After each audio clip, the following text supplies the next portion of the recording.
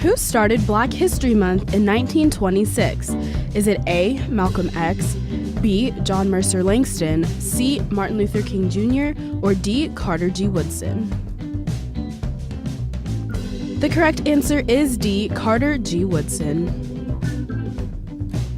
Black History Month originally was started by Carter G. Woodson as Black History Week in 1926. Woodson was a noted African-American historian, scholar, educator, and publisher. Black History Week became Black History Month in 1976. February was chosen as Black History Month due to the birthdays of Frederick Douglass and Abraham Lincoln. Some students are simply gifted and are able to use their smarts to benefit, often landing them in the top 10%. Unfortunately for most of us, that's not the case. Coming up in the show, Seth Golden will show us ways that students outside the top 10% can gain college acceptance. For a winter month, February has been posting record highs in terms of temperature. With less than 2 weeks until spring break, Hannah Dennis is in studio to let us know if the sunny skies will stick around for the month of March. Both Prosper basketball teams were in playoff action Tuesday night, with both games coming down to the wire. Mackenzie Hamilton has all you need to know and more later in the show. Eagle Nation News starts right now.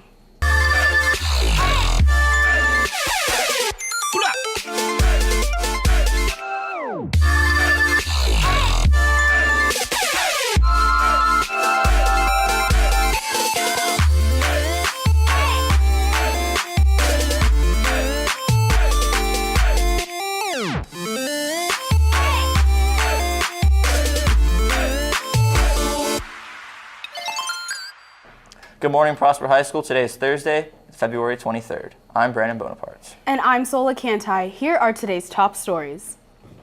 Yesterday, NASA discovered 7 Earth-sized planets approximately 40 light years away.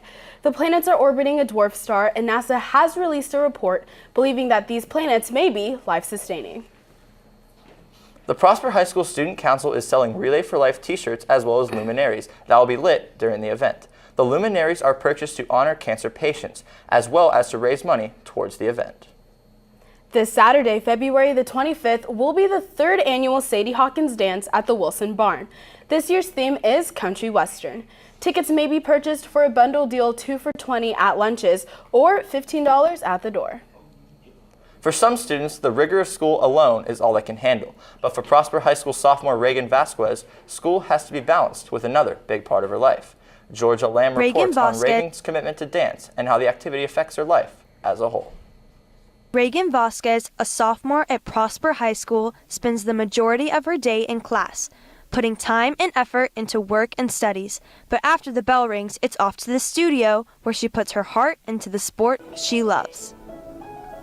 I started dancing because I wanted to be in a musical in Missouri for this theater, and I needed dance experience, so my mom enrolled me in like 2 classes a week, and so I did those for the year, and I was invited to be on their company the next year. Typically every week I spend about 10 hours at the studio. I go Tuesday, Wednesday, and Thursday, and then once a month I have practice all day Saturday. With so much on her plate, Reagan relies on her family to keep her grounded and on track. We're not the traditional family that comes in and does homework after school and eats dinner at a normal time at 6 or 7 o'clock.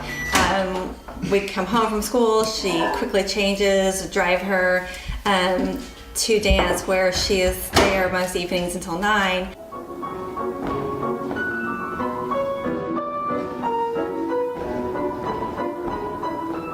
Reagan's dancing journey, I believe, has taught our entire family a lot of lessons. She has learned a lot on her own, but we've also all learned through her just the value of hard work and perseverance and time management.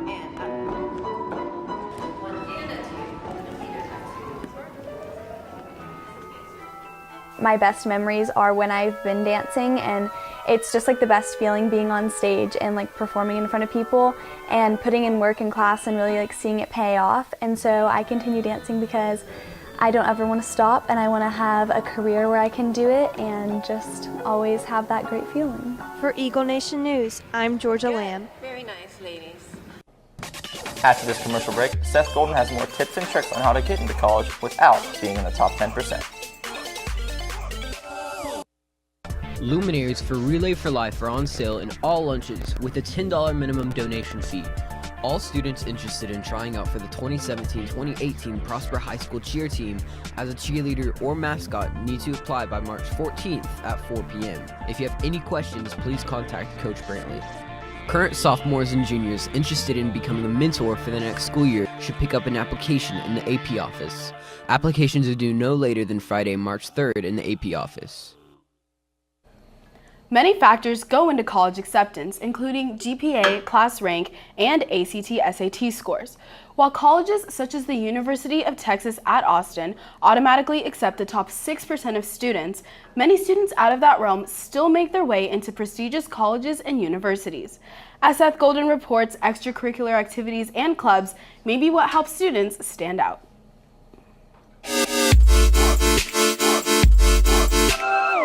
Hi, I'm Seth Golden, your ENN College reporter. Today, we'll be going over how to get into college, but more specifically, how to get in if you're not inside the top 10%. There are many options to help your chances on getting into the school of your choice, whether it's through extracurricular activities, volunteer work, or nailing your SAT and ACT.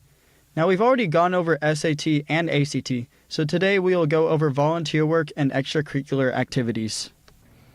Extracurricular activities range anywhere from sports to clubs. Many athletes get into colleges without being in the top 10% of their class. Clubs also show what you are like, and colleges may like the fact that you can handle many things at one time. Many D1, D2, and D3 colleges will offer full or partial scholarships. Clubs also show what you are like, and colleges may like the fact that you can handle many things at one time. The more volunteer hours, the better when it comes to a college application. You can volunteer at events here right at the high school or elsewhere in Prosper and surrounding cities. One last reminder, even though you may not be in the top 10%, don't let your grades slip.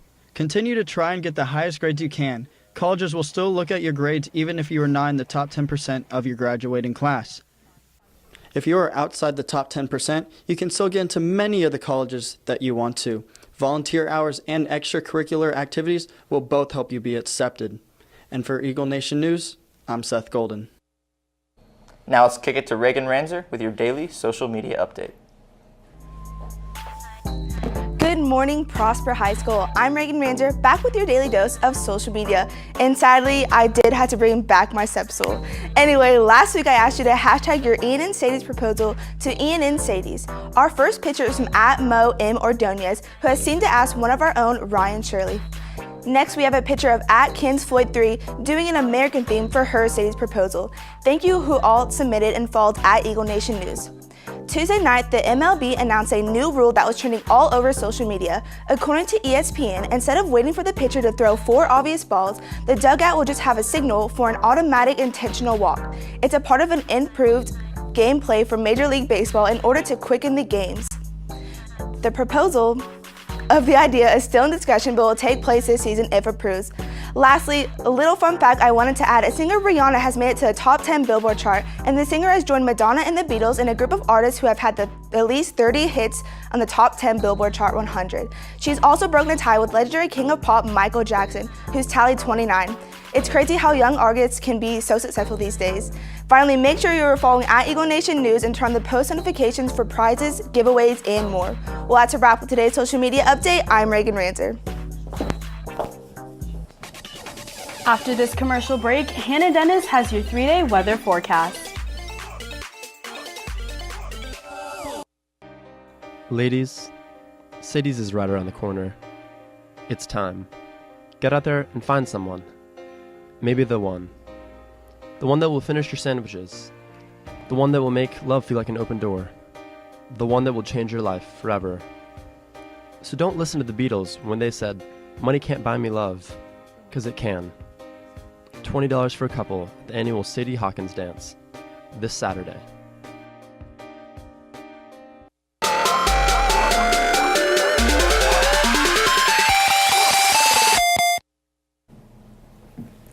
Welcome back, Eagle Nation. Today will be our last day in the 80s for this week. There will be a cold front moving in tonight to take effect tomorrow, and there will be another cold front coming in tomorrow night to take effect Saturday. Moving on to the 3-day forecast, today the high reaches 86 and we have no chance of rain. The record high for this day was 86 and that happened back in 1933. So today we have record-breaking temperatures.